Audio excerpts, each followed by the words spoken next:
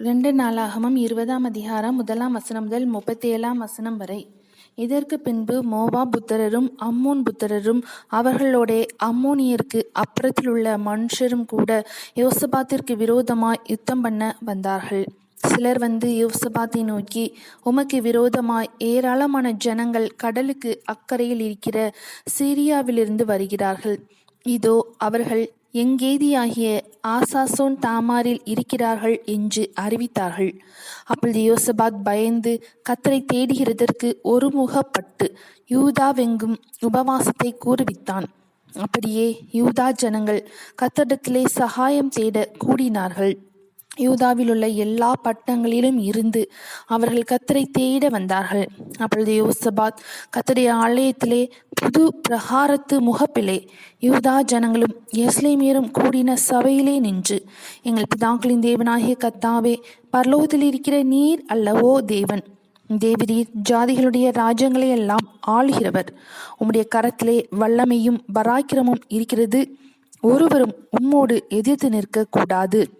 எங்கள் தேவனாகிய நீர் உம்முடைய ஜனமாகிய இஸ்ரவேலுக்கு முன்பாக இந்த தேசத்து குடிகளை துரத்தி விட்டு இதை உம்முடைய சிநேகிதனாகிய ஆபிரகாமுடைய சந்ததிக்கு என்றைக்கும் என்று கொடுக்கவில்லையா? ஆதலால் அவர்கள் இங்கே குடியிருந்து இதிலே உம்முடைய நாமத்திற்கென்று ஒரு பரிசுத்த ஸ்தலத்தை கட்டினார்கள்.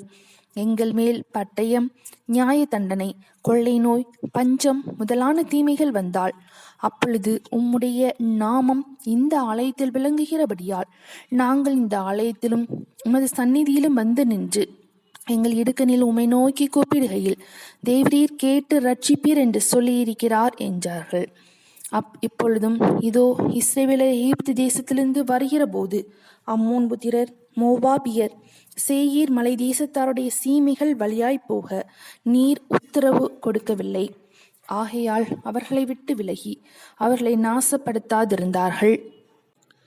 இப்போதும் இதோ அவர்கள் எங்களுக்கு நன்மைக்கு தீமையை சரிகட்டி தேவரீர் எங்களை சுதந்திரிக்க பண்ணின உம்முடைய சுதந்திரத்திலிருந்து எங்களை துரத்திவிட வருகிறார்கள். எங்கள் தேவனே, அவர்களை நீர் நியாயம் தீர்க்க மாட்டீரோ? எங்களுக்கு விரோதமாக வந்த இந்த ஏராளமான கூட்டத்திற்கு முன்பாக நிற்க எங்களுக்கு பலனில்லை. நாங்கள் செய்ய வேண்டியது என்னதென்று எங்களுக்கு தெரியவில்லை. ஆகையால் எங்கள் கண்கள் உம்மையே நோக்கி கொண்டிருக்கிறது என்றான். யூதா கோத்திரத்தார் அனைவரும், அவர்கள் குழந்தைகளும், அவர்கள் பெண் ஜாதிகளும், அவர்கள் குமாரரும் கூட கர்த்தருக்கு முன்பாக நின்றார்கள். அப்பொழுது சபையின் நடுவில் இருக்கிற மத்தனியாவின் குமாரனாகிய ஏலின் மகனான பெனாயாவுக்கு பிறந்த சகாரியாவின் புத்திரர் யகாசியேல் என்னும் ஆசாப்பின் புத்திரரில் ஒருவனான லேவியன் மேல் கர்த்தருடைய ஆவி இறங்கினதினால் அவன் சொன்னது, சகல யூதா கோத்திரத்தாரே, எருசலேமின் குடிகளே, ராஜாவாகிய யோசபாத்தே, கேளுங்கள். நீங்கள் அந்த ஏராளமான கூட்டத்திற்கு பயப்படாமலும் கலங்காமலும் இருங்கள் என்று கர்த்தர் உங்களுக்கு சொல்கிறார். இந்த யுத்தம் உங்களுடையதல்ல, தேவனுடையது. நாளைக்கு நீங்கள் அவர்களுக்கு விரோதமாய் போங்கள்.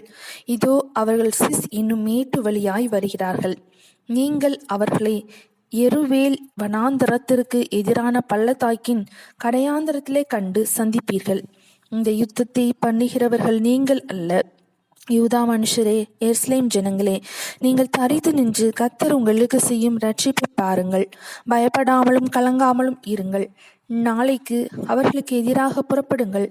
கர்த்தர் உங்களோடு இருக்கிறார் என்றான். அப்பொழுது யோசபாத் தரை மட்டும் முகங்குனிந்தான். சகல யூதா கோத்திரத்தாரும் எருசலேமின் குடிகளும் கர்த்தரை பணிந்து கொள்ள கர்த்தருக்கு முன்பாக தாழ விழுந்தார்கள்.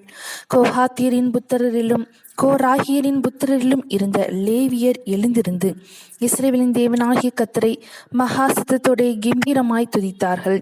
அவர்கள் அதிகாலமே எழுந்திருந்து தெக்கோவாவின் வனாந்தரத்திற்கு போக புறப்பட்டார்கள்.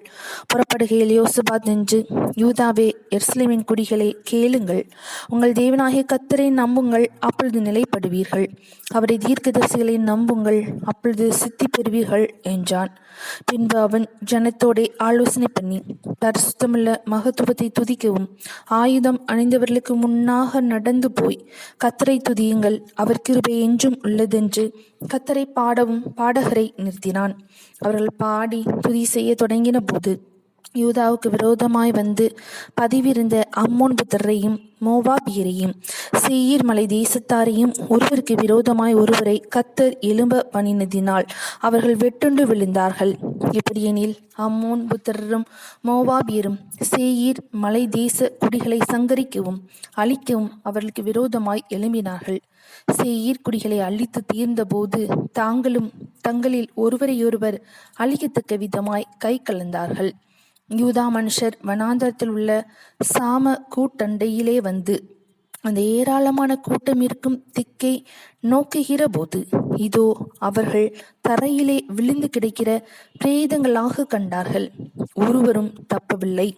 யோசபாத்தும் அவனுடைய ஜனங்களும் அவர்கள் உடைமைகளை கொள்ளையிட வந்தபோது அவர்கள் கண்ட ஏராளமான பொருட்களும் பிரேதங்களில் இருந்து உரிந்து போட்ட ஆடை ஆபரணங்களும் தாங்கள் எடுத்துக்கொண்டு போகக்கூடாதிருந்தது. 3 நாளாய் கொள்ளையிட்டார்கள். அது அவ்வளவு மிகுதியாயிருந்தது. 4ஆம் நாளில் பெராக்காவிலே கூடினார்கள். அங்கே கர்த்தருக்கு ஸ்தோத்திரம் செலுத்தினார்கள். ஆதலால் அவ்விடத்திற்கு இந்நாள் வரைக்கும் இருக்கிறபடி பெராக்கா என்னும் பேர் தரித்தார்கள். பின்பு கர்த்தர் அவர்களை அவர்கள் சத்துருக்கள் பேரில் கலிகூற செய்தபடியால் யூதா மனுஷர் யாவரும் எருசலேம் ஜனங்களும் அவர்களுக்கு முன்னாலே யோசபாத்தும் மகிழ்ச்சியோட எருசலேமுக்கு திரும்பினார்கள். அவர்கள் தம்புருகளோடும் சுரமண்டலங்களோடும் பூரிகைகளோடும் எருசலேமில் இருக்கிற கர்த்தருடைய ஆலயத்திற்கு வந்தார்கள். கர்த்தர் இஸ்ரவேலின் சத்துக்களோடு யுத்தம் பண்ணினார் என்று கேள்விப்பட்ட அந்தந்த தேசத்து ராஜ்யத்தார் மேல் தேவனால் உண்டான பயங்கரம் வந்தது. இவ்விதமாய் தேவன் சுற்றுப்புறத்தாரால் யுத்தமில்லாத இளைப்பாறுதலை அவனுக்கு கட்டளையிட்டதினால் யோசபாத்தின் ராஜ்யபாரம் அமெரிக்கையாய் இருந்தது. யோசபாத் யூதாவை அரசாண்டான். அவன் ராஜாவாகிற போது 35 வயதாயிருந்து 25 வருஷம் எருசலேமில் அரசாண்டான். சில்கியின் குமாரத்தியாகிய அவனுடைய தாயின் பேர் அசுபாள்.